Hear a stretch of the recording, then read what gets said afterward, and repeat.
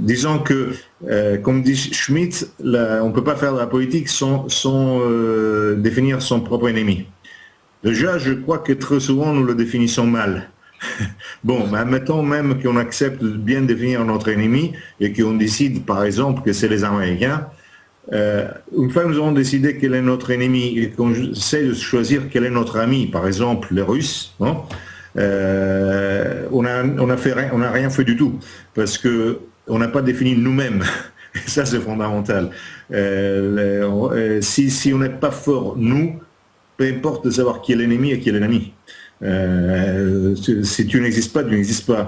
Disait Plotin qu'il n'y a aucun dieu qui prend les armes à la place de l'homme qui prie pour ne pas combattre. Et ça vaut dans tous les sens. Alors notre problème, c'est que nous n'avons pas de centralité, nous. et voilà. Mais est-ce que finalement aussi, parce que ce qu'on voit, c'est que les Américains, enfin les Anglo-Saxons, quelque part, ils ont une stratégie. Et j'ai l'impression que la France et l'Italie, je la mets plus proche de la France justement que des Anglo-Saxons, mais on a l'impression que c'est des pays sans stratégie. On n'a pas de stratégie, nous, clairement. Non, bien sûr. Bien sûr, on n'a pas de stratégie. Mais alors, il y a une chose très importante, c'est que les Anglais et les Américains sont des systèmes fondés sur des élites oligarques et sur de troupeaux d'êtres humains. Ouais. Alors que les pays européens, et ça c'est la différence foncière entre l'Europe et le reste du monde, grosso modo, ce sont deux peuples. Alors évidemment, quand nous sommes passés à une époque dans laquelle pour des millions de raisons, ce qui domine c'est le lobbyisme, c'est l'oligarchie, et qu'en plus eux ils ont les moyens, c'est évident qu'ils ont la stratégie de leurs moyens, et nous n'avons ni les moyens ni les oligarchies, donc nous avons nos oligarques, si vous voulez, ce sont les cireurs de chaussures des oligarques d'autrui. Ouais, c'est ça, ouais, l'oligarchie. Bah, voilà, c'est un peu c'est qu'on est en train de me dire aussi sur le chat. Par exemple, Zach, il me dit oui, on n'a pas de stratégie car nous n'avons pas vocation à exister. C'est vrai, oui, c'est vrai. Bon. Alors, il y a une question alors là, qui est revenue souvent. Vous pensez quoi de Aube Dorée en Grèce? Parce que souvent, Casapan est présenté un peu comme l'alter ego de Aube Dorée en Italie. Déjà, je ne veux pas répondre pour la Casapan. Ouais. Quant à moi, j'ai eu enfin, je n'ai connu quelques-uns, j'ai vu comment ils agissent, etc.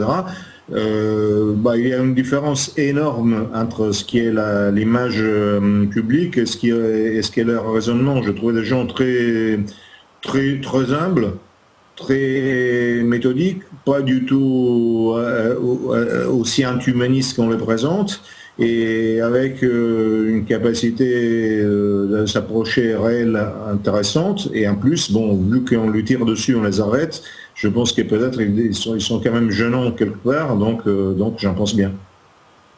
D'accord, parce que on a l'impression, moi je balance ça comme ça, c'est que au moment où la Grèce en fait bascule dans la crise économique la plus effroyable possible, que le pays semble-t-il au bord presque d'une insurrection totale, un parti émerge et tout d'un coup ce parti qui est un parti très social, qui réussit à récolter quand même pas mal de voix aux dernières élections, et pour le coup quand même un parti fasciste qui se revendique en tout cas d'un héritage nazi, se prétendent national-socialistes, et ils ont... Je ne pense pas qu'ils l'ont jamais prétendu, on lui prête cette intention. Je ne vois pas qu'ils n'ont jamais dit ça, mais bon, de toute façon c'est pas grave.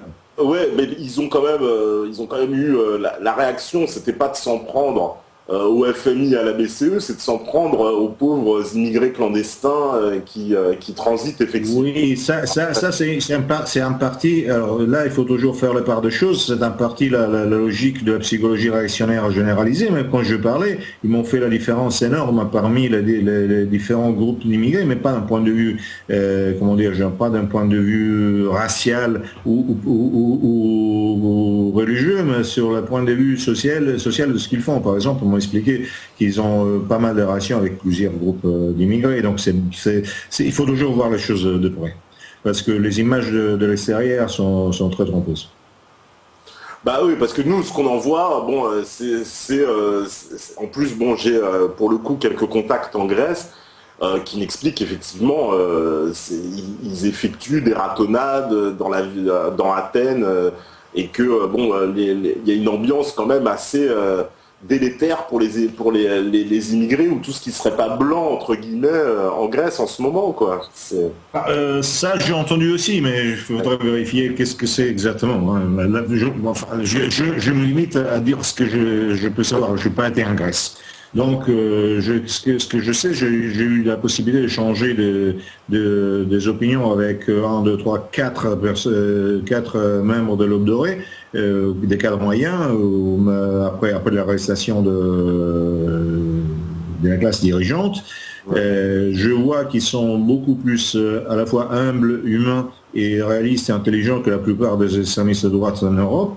Et je vois aussi qu'ils sont tous en grande partie arrêtés, qu'on va faire dessus, donc je dis que forcément il doit y avoir des choses de bien. Alors il y a une question, Libertad, il me dit, qu'est-ce que vous pensez des mafias italiennes et de la 'ndrangheta et de leur budget qui serait de 200 milliards d'euros annuels? Donc je n'ai aucune idée quel est leur budget. Ouais, je sais pas d'où il sort l'info, hein. C'est pas moi qui le dis, c'est Libertad. Oui, justement, je ne vois pas comment on peut sortir cette info. Que voulez-vous que je pense? Mais disons que cette mafia, elle a quand même encore énormément d'influence en Italie. C'est clairement, on parle... Je repose la question que j'ai posée auparavant. Quelle est la différence avec la Maison Blanche et la mafia? Quelle est la différence entre l'État italien et la mafia? Ouais. C'est vrai, il y en a beaucoup qui étaient d'accord avec vous d'ailleurs sur cette question-là, en disant que c'est finalement la plus grande mafia, la Maison Blanche. Mais bon, j'ai vu ces commentaires-là. Et on nous demande aussi, vous pensez quoi de la situation en Syrie? En fait, vous pensez quoi de la situation? Moi, j'ai envie de pousser la question sur ces guerres incessantes de l'OTAN et cette volonté. J'ai pas compris. Sûr. Qu'est-ce que vous pensez de cette volonté impériale via l'OTAN de vouloir provoquer des guerres comme ils l'ont fait en Libye, en Syrie... de l'OTAN, oui, d'accord. Ben, l'OTAN, écoutez, j'ai toujours été contre l'OTAN. À l'époque où les Samouraïs, surtout en France, c'était pro. Donc, je n'ai pas de leçons à prendre sur la question de l'OTAN. Je suis forcément contre. Qu'est-ce que je pense de la Syrie? Bon, je crois que je partage l'opinion de la plupart des gens qui écoutent. Là, je pense que nous sommes d'accord sur tout, franchement. D'accord, parce que oui, l'OTAN, bon, sacrée machine à... Je disais auparavant qu'il y a 4 hommes d'État qui je considère intéressants aujourd'hui sur la planète. Ouais. Là, c'est Poutine, l'autre c'est Assad, l'autre c'est Shinzo Abe et l'autre c'est Orban. Voilà. D'accord. Alors, il y a encore aussi, alors il y a encore pas mal de questions. On nous dit, quel est pour vous, c'est quoi la solution politique? Ça passera par les urnes, par un coup d'État ou par une révolte populaire? Comment on peut arriver à un changement? Pas rien de tout ça. Parce que pour faire un coup d'État, il faut un État alors, un coup d'État marche quand une partie de l'État se tourne contre une autre. Donc déjà, il faut un État, et il faut une partie dedans. Donc c'est pas le cas. Aux urnes, ça ne veut rien dire parce que la comédie électorale démontre de plus en plus que c'est une comédie électorale. Le pouvoir n'a jamais été plus loin des institutions qu'aujourd'hui. Donc même si un pays vote au 100% pour quelqu'un, il ne pourra pas appliquer sa politique telle qu'elle est aujourd'hui. Une insurrection populaire, je n'y crois pas du tout. Pour deux questions tout à fait simples. D'abord parce que nous n'avons aucune... nous sommes délisés, donc il n'y aura aucune révolte populaire en Europe, et au moins pendant une génération ou deux, et parce que même s'il y avait, je m'en souviens quand en Argentine, le FMI a affamé tout le peuple, ils sont sortis avec les armes, et ils se sont rendus compte d'une seule chose, qu'ils ne savaient pas sur qui tirer. Et ce serait notre cas aussi. Donc, aucune de ces trois. La seule solution, pour moi, c'est créer les pouvoirs. Créer les pouvoirs, c'est-à-dire créer des pouvoirs autonomes, des pouvoirs financiers, culturels, etc., qui permettent de remplir un vide, qui est le vide qui se trouve à la base, et d'essayer de former une puissance qui ne peut être qu'européenne, mais il faut la forcer du bas. Mais la forcer du bas, non pas avec des logiques, comment dirais-je, apocalyptiques, qui sont très souvent ce que j'entends partout, mais avec une logique constructrice très particulière. Là, j'évoque du Lénine. Lénine disait que l'extrémisme, c'est l'infantilisme du communisme. Alors, je ne suis pas communiste, mais l'extrémisme, c'est pas la radicalité. Et la radicalité, c'est quelque chose dans lequel il faut travailler beaucoup en plus. Ça coûte cher, et c'est long, mais ça peut arriver quelque part. L'extrémisme, c'est vouloir à tout prix que quelque chose passe à l'improviste d'un niveau à l'autre, et l'extrémisme n'arrive à soit mettre de bombes comme ils ont fait à Russie, soit même nulle part, parce que ça passe jamais comme ça. Alors il faut arrêter avec tous les rêves apocalyptiques, il faut arrêter de rêver que quelqu'un d'autre va nous sauver, que ce soit Poutine, que ce soit Shinzo Abe, que ce soit qui que ce soit. Il faut arrêter de rêver qu'il y a une étincelle dans la populaire qui permet au peuple, je ne sais plus de faire quoi, parce qu'en plus le peuple ne peut qu'acclamer de chefs qu'il n'y a pas, hein, et ne peut que suivre des élites qui ne sont pas, donc il faut les créer. Donc c'est un travail, il faut faire vite, bien, mais c'est une question de création, c'est pas une question de destruction. Ouais, donc recréer de nouveaux pouvoirs, quoi, ce pour vous. Oui. Ça passe par là, d'accord. Ah oui, on me dit, alors ça c'est une question de Mikey, il me dit, pourtant on ne peut pas dissocier l'Union Européenne et l'OTAN, parce que c'est l'un la face politique, l'autre la face militaire. Non, je ne suis pas d'accord. Je ne suis pas d'accord parce que, alors déjà, on oublie un truc fondamental, que la Russie a fait des actions militaires avec l'OTAN et a même demandé 2 fois la participation à l'OTAN. L'OTAN aujourd'hui est réalistiquement incontournable, mais cela n'empêche qu'une armée européenne pourrait carrément se détacher de l'OTAN, alors que les petites armées nationales ne peuvent pas le faire, réalistiquement parlant. Hein.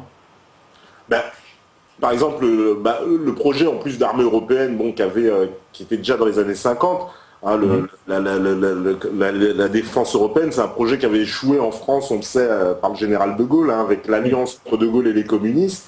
D'ailleurs, vous pensez quoi du général de Gaulle, de cette attitude? On me demande ça aussi. C'était compliqué de parler de De Gaulle, surtout par un étranger, dans le sens que les étrangers regardent surtout la politique étrangère. Donc, en regardant la politique étrangère de De Gaulle, on ne peut qu'être assez d'accord, mais puis il y a la politique interne, et je sais que ça n'a pas été très aimé par beaucoup de Français. On ne peut pas être trop simpliste. Évidemment, la logique de Gaulle est une logique d'une espèce de bonapartisme bourgeois, dans laquelle il essayait de sauvegarder la souveraineté française. Mais on pouvait sauvegarder la souveraineté française dans les années 60, parce que et à niveau de marché, à niveau des finances et à niveau d'armes, les possibilités existaient. Ça n'empêche qu'on l'a saboté et qu'on l'a fait tomber. Alors aujourd'hui, ce n'est plus faisable. Ce n'est plus faisable pour des questions techniques. C'est sans l'Europe, je répète, sans l'Europe à bâtir, hein, on n'est rien du tout. Alors, pour bâtir quelque chose, il ne faut pas attendre que ça tombe. Il faut l'attaquer telle qu'elle est. C'est une question de rapport de force. Si on gagne de rapport de force, si on gagne en dignité, si on gagne en autonomie, si on gagne en liberté, et donc on peut imposer des rapports de force, on peut aussi à la fois non seulement créer des réalités autonomes, mais on peut former vraiment des élites, ce qui manque à l'Europe, et je pense qu'on peut quand même rentrer dans le jeu. Si on ne fait pas ça, on rentre dans aucun jeu. Alors j'ai une question aussi, on me demande, est-ce que vous êtes pour que l'Italie mette ses réserves d'or en jeu pour éponger sa dette publique qui est de 130% du PIB, je crois? Si Fort Knox nous rend les réserves d'or, on peut en discuter. Ah, une partie des réserves d'or de l'Italie donc se trouve en toutes. Ah d'accord, comme l'Allemagne, d'accord. Ouais. Ah ouais, d'accord, pas de chance, parce que l'Allemagne a réclamé, vous savez, hein, ses réserves d'or, et les Américains ont dit pour le moment, on ne sait pas où elles sont. Voilà. Ouais, les Italiens sont plus pratiques, ils n'ont pas réclamé. Ah, les Italiens n'ont pas encore réclamé non plus. Ouais. Parce qu'en Italie aussi, il y a en ce moment, là, ils cherchent à créer une nouvelle base de l'OTAN en plus, il me semble. Si, dans une base d'écoute, Mouros, etc., oui, enfin, oui, bien sûr. Oui, parce que... Mais l'Italie, à la différence de la France, il a perdu la guerre. Hein. Oui, oui, c'est vrai. C'est vrai. Nous, c'est vrai, on voit pas les choses tout à fait pareilles. Mais d'ailleurs, pour vous, le régime de Vichy qui a eu lieu pendant l'occupation allemande en France, est-ce qu'on peut l'assimiler à un régime fasciste? Non, mais on ne peut pas l'assimiler pour des raisons simples. C'est pas une question de, c'est pas un jugement idéologique ou politique. Déjà, le régime de Vichy est un régime de compromis entre plusieurs expectatives différentes et dans des conditions d'action complètement limitées, sans souveraineté, etc. Donc, à part tout ce qu'on peut à part tous les efforts parfois d'une générosité extraordinaire, ce n'est pas un régime qui a une autonomie. En plus, il n'a duré que 3 ans et demi, je vois, et dans une époque de guerre très particulière. L'Italie, le fascisme a duré 21 ans avant le coup d'État, et il a changé toute la face politique, sociale, économique de l'Italie, et même culturelle. Donc ce n'est pas comparable, absolument. Ça ne peut pas se comparer pour des questions historiques, objectives. D'accord. Est-ce que vous pouvez nous donner des exemples justement de l'héritage de ce régime fasciste jusqu'à aujourd'hui qui aurait perduré en Italie? Est-ce qu'il y a des choses où alors tout a été balayé, on n'a rien gardé du tout? Qu'est-ce qu'on entend là-dessus? Parce que si on parle d'une institution politique, bon, il n'y a pas. Si vous parlez, par exemple, toute l'implantation bancaire, toute l'implantation, tout l'état social, l'assurance médicale, sociale, etc., le sport, le cinéma, tout a été fondé par le fascisme et tout a été gardé grosso modo. En fait, le putsch mondialiste, si l'on veut, par exemple, vous me parlez auparavant de la stratégie de tension. La stratégie de tension se termine quand deux résultats sont atteints. La première, c'est que l'Italie arrête sa politique énergétique et politique pro-arabe. Et la deuxième, c'est que la banque italienne est privatisée. Voilà. Donc, disons que le long processus de défascistisation de l'Italie a duré longtemps, a duré presque 40 ans. D'accord. Parce qu'il y a encore... Alors, en Italie, le fascisme n'est pas interdit, clairement, parce qu'en France, on sait que... Oui, officiellement, non, il est interdit, Ah, officiellement, il est interdit quand même. Oui, mais simplement... Mais le problème, c'est qu'il faut faire... je veux dire, à Naples, il est interdit à Naples, obligatoire la porte du casque, mais personne ne le porte. Donc, je veux dire, les lois ont toujours une valeur par rapport à la réalité. Si vous pensez alors, pour qu'il n'y ait pas de malentendu, même si on est en opposition à l'Union européenne, oui. L'Union européenne a créé des lois absurdes. Par exemple, personne ne sait que, par exemple, le camembert, et ça sera interdit en Europe, que la mozzarella de bufala, ça sera aussi, qu'il faut les pâtes au bleu dur devraient l'être, qu'on ne pourrait pas utiliser le beurre dans les restaurants, etc., etc. Donc tout ceci sont de lois, mais ne sont pas appliquées parce qu'on est inapplicables, parce que tu ne peux pas, quand il y a une personne sur 10, tu le prends par les oreilles, quand tout le monde, comme il chantait, il y avait un chanteur italien en plus anarchiste qui parlait de son oncle fasciste, et tout le monde était un oncle, un père fasciste. Donc c'est difficile, c'est impossible, c'est encore impossible d'un point de vue réel, mais ça n'empêche que quand il y a des tournements de vis très forts, quand il y a des coups d'État particuliers comme c'était les années 80, fin des années 70, début des années 80, c'était très très fort. Il y a des gens qui ont passé 9-10 ans en prison à cause du fait qu'ils avaient l'idéologie fasciste. Hein. Donc les lois en Italie sont nombreuses, sont plus restrictives qu'en France, mais l'application, ça va et ça vient. D'accord. Vous pensez quoi d'ailleurs des mouvements transcourants en France comme jour de colère, la journée de retrait aussi, les JRE ou les manifs pour tous, etc. Tous ces mouvements qui sont en train de... Non, mais ce sont des phénomènes très intéressants. Le problème, c'est que je reviens à la même question, c'est de la psychologie réactionnaire qui attend quelque chose du style on l'en fout le camp, si on fout, déjà ça n'arrive pas, et même s'il fout le camp, ça ne change rien, qui ne peuvent pas aboutir à quelque chose, on voit que les lois n'ont pas changé, il y a deux issues dans ce genre de phénomènes. Il y a une issue électorale, c'est-à-dire capitalisée par quelqu'un, ce sera la Front, mais ce sera surtout le MP, ou bien il y a une possibilité appelons révolutionnaire entre guillemets, c'est-à-dire d'une action activiste particulière qui puisse faire changer les choses des rapports de force, mais pour cela il faut un état-major qui a une logique révolutionnaire, toujours entre guillemets, ce qui ne veut pas dire faire les barricades ou tirer les révolutionnaires, c'est une question, c'est une façon mentale de voir les choses, et ce n'est pas le cas. Donc c'est intéressant, mais c'est un cul-de-sac. D'accord. Alors on me demande aussi quelles sont les actions de Polaris. Donc ça c'est un think tank dont vous êtes le président, il me semble. C'est ça. Et quelles sont vos actions exactement? Pas le président, oui, je suis le chef de la... Chef, Non. Le chef rédacteur de la revue, je sais. D'accord. C'est quoi vos actions avec ce think tank?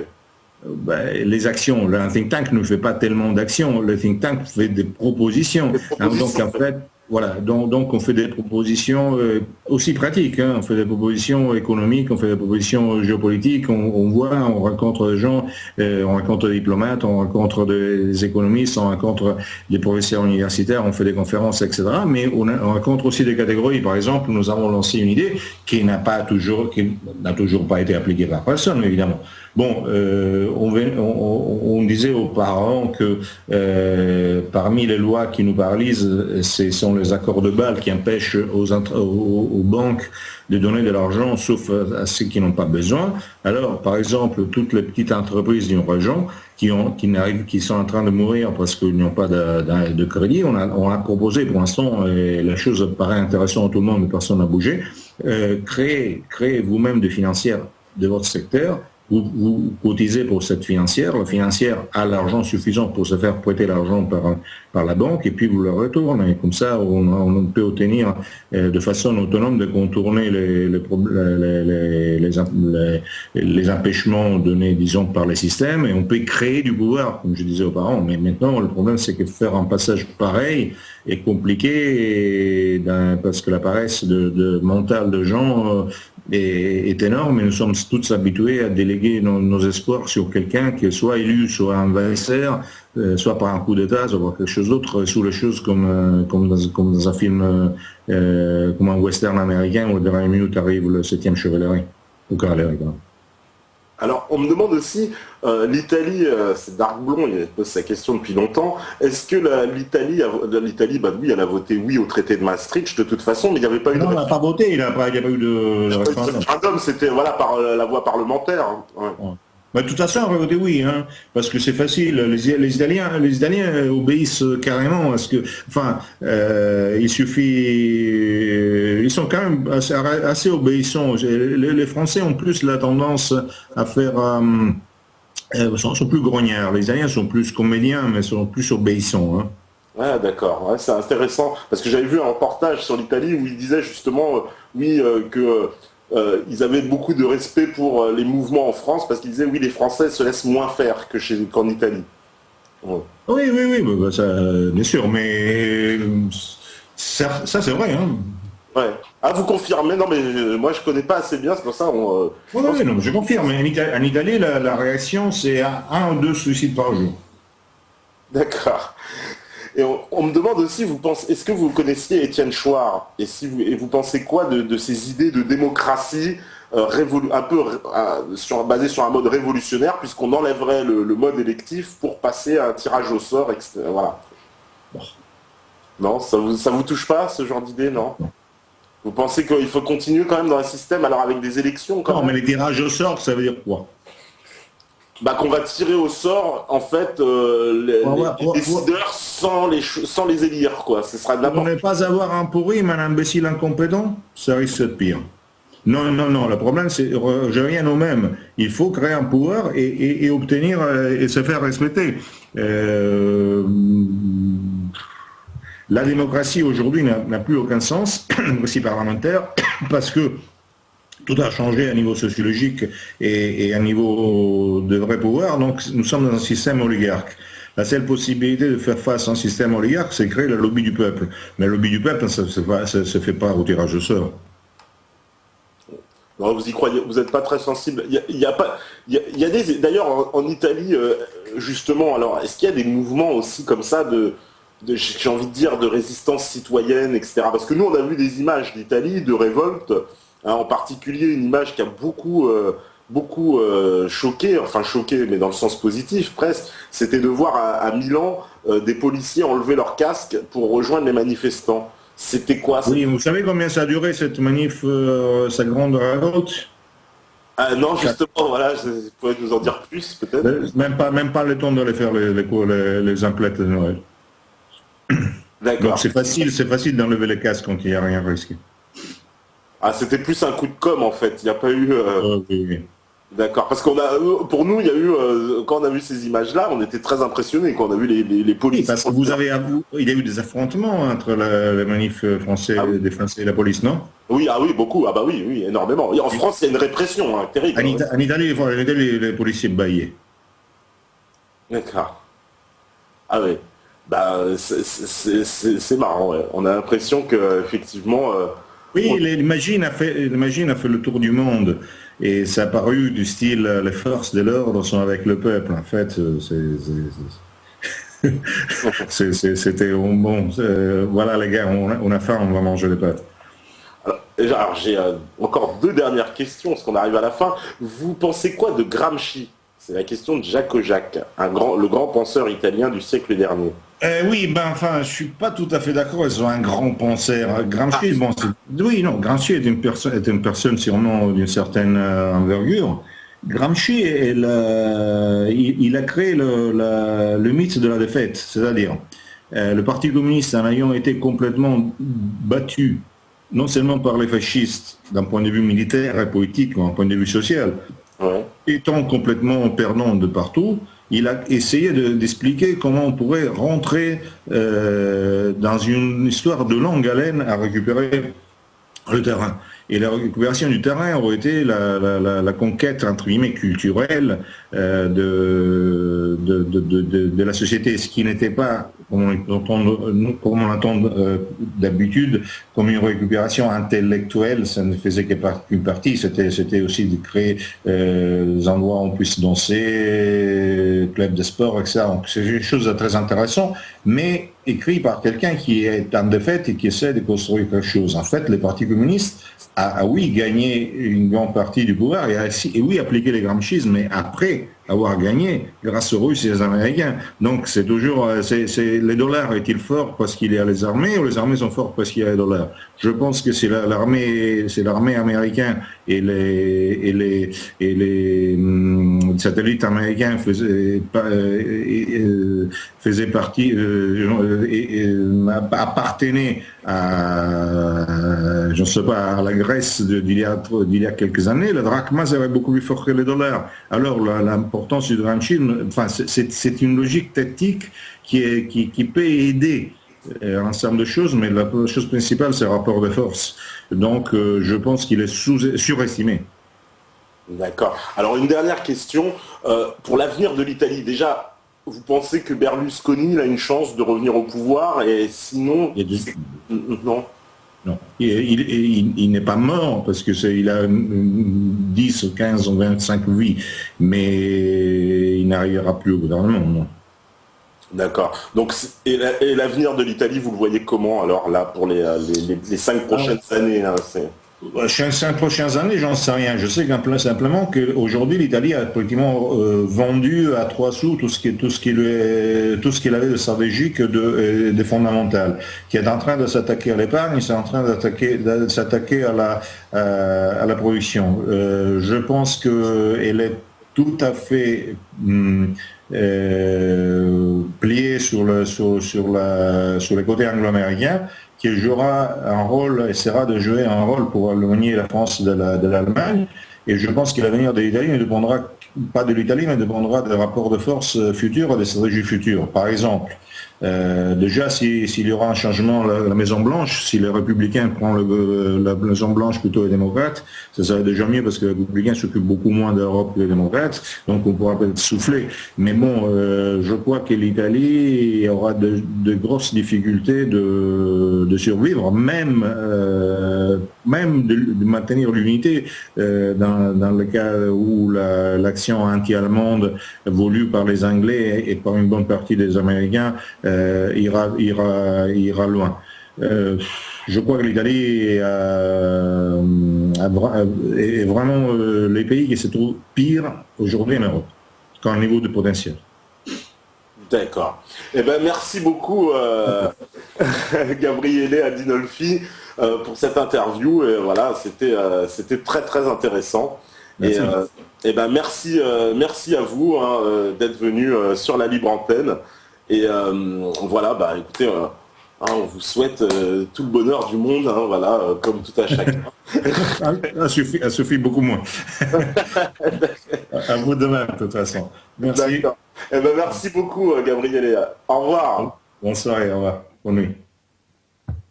Alors, je vais rétablir. Voilà, j'ai le micro normalement qui est branché. Tu devrais m'entendre immédiatement. Super. Eh ben voilà, c'était la soirée spéciale. Moi, je suis assez content de cette soirée parce que même si on partage pas toutes les opinions et évidemment, vous l'avez bien compris, Anicette de Niveau Pawn, il l'avait dit d'entrée, oui, Tepa, il est l'opposé évidemment de Monsieur Adinolfi. Je pense qu'il était très important d'avoir ce dialogue. Je pense que d'ailleurs ça s'est très très bien passé. On remercie vraisemblablement M. Adinolfi. On nous dit souvent, voilà, pour la petite conclusion, Tepa, t'es bourré? Non, pas du tout, mon cher. Pour la petite conclusion, on dit souvent, vous voyez, du côté des antifas, vous connaissez ce slogan, parce que c'est un véritable slogan, l'ennemi, on ne le combat pas, on ne débat pas, on le combat. Ils refusent absolument le débat. Moi, je pense exactement que c'est l'inverse, c'est que les idées avancent lorsqu'on débat. Et c'est précisément le débat qui fait avancer les idées, les opinions. C'est pour ça qu'il faut engager ce débat entre les personnes justement les plus opposées possibles, les plus contradictoires possibles.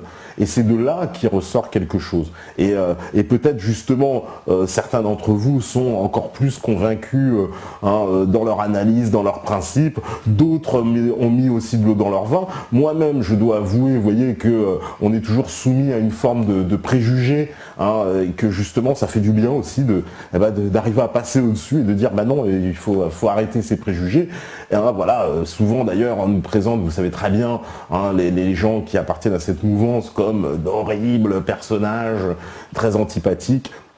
Voilà, même si je ne partage pas ces opinions, qu'on a des opinions contradictoires, voilà, ce monsieur a eu quand même la gentillesse de rester avec nous et de répondre aux questions.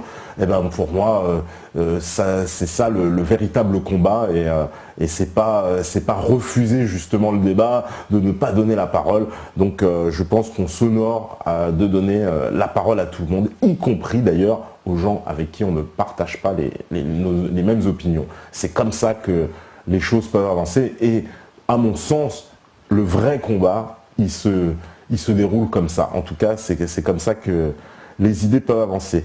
Alors, on me dit un petit rap, non, pas tout de suite les gars, on va pas passer de Mussolini au rap direct. Puis vous savez, le rap c'est le vendredi, la semaine, comme ça, c'est toujours plus fatigant pour nous. Surtout pour moi. Et puis voilà, en tout cas, merci à tous sur le chat. Voilà, tu vois, Tila, il me dit, c'est comme ça qu'on avance. Kenelologue, Zach Mémérian, il était bien remonté aujourd'hui. Bref, The Jazz, Seyor Mendoza, Anicette de Niveau Pawn, Victor Doom, Kimazouf, Alasso, Erwan, Freeman, Jacques Ojac, Duncan Oji, Razien, Mantas, Sassante, Sainte-Quenelle, Quenelologue, Zitzel, évidemment Alasso, évidemment Mikey, évidemment Jamie Nench, Spilder, Denner, voilà, tous ceux qui sont connectés, toujours pirates, etc. Vous êtes les métanautes parce que tous les jours, vous savez très bien que si vous écoutez ce message, c'est que vous êtes la résistance. À demain, ciao les gars.